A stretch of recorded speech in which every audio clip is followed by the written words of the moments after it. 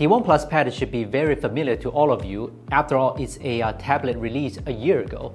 This time, the Pad product released with the A3 Pro is actually not a second generation, but a Pro version.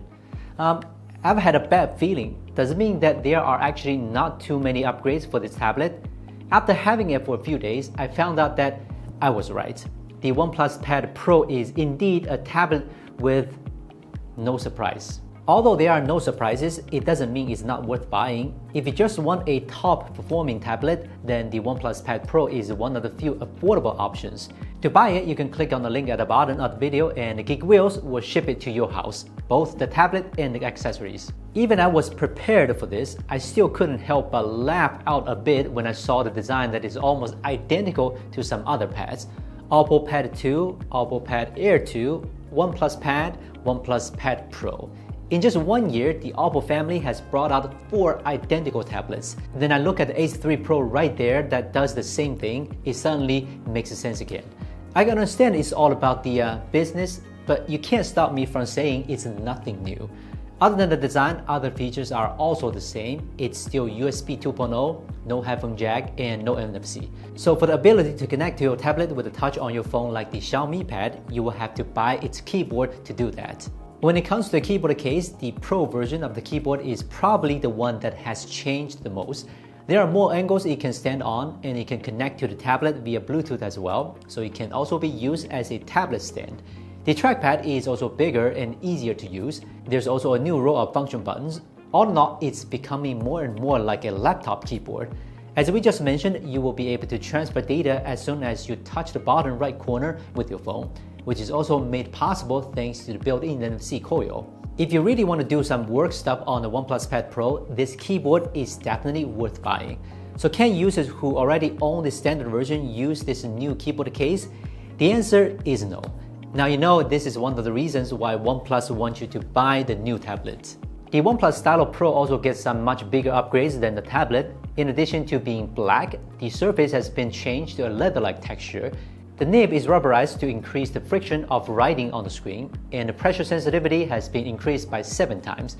With a motor stuffed in it like the Apple Pencil Pro, it can stimulate the writing feedback of a pencil or fountain pen, and it also has an exclusive writing sound in the Note app. With support for laser pointer, it is clearly made for business people. The writing latency doesn't seem to be much of an improvement, but the good news is that it was already pretty low. Not the lowest latency I've ever seen, but good enough. Another good news, the screen isn't exactly the same as the standard version. It's a bit bigger, the resolution is a bit higher, and the brightness is slightly improved.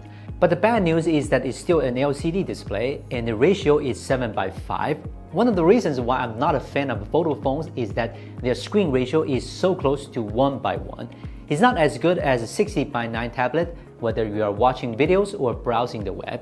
Even games that can be displayed on a full screen, they make it a smaller field of view. So to be honest, I'm not getting what the benefit of this ratio is, so if any of you know it, leave a comment please. The main reason why the OnePlus Pad Pro is a Pro is that the processor has been upgraded to the latest Snapdragon 8 Gen 3. Although Qualcomm is about to release the 8 Gen 4, the 8 Gen 3 is also quite a bit better than the Dimensity 9000 that were released 2.5 years ago. Thanks to the huge body of the tablet, thermal issues were not a problem either. We tried to play Genshin Impact for half an hour first, and of course there's no difficulty for it. Halfway through, the frame rate locked at 56 and eventually it is 54. It's not as great as you'd expected, but it's still better than most of the phones out there. The reason why the frame rate doesn't stay at 60 is probably because it's rendered at a higher resolution than any other tablet.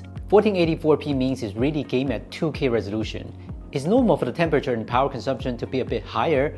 After all, this big LCD screen is also a power hog. Anyway, the overall gaming experience is not bad as your hands are far away from the heating area during the game. The battery and charging power are exactly as you'd expected, completely unchanged. It still has the same 67 watt of charging power, but it only takes about an hour to fully charge the 9510 mAh battery.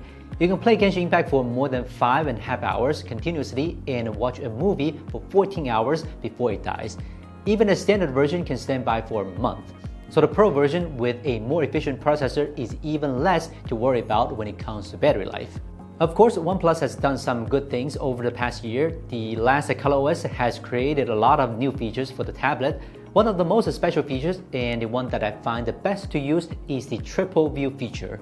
Unlike the traditional top and down or left and right split windows, this triple view can both display full screen at the same time as well as focus on a single window.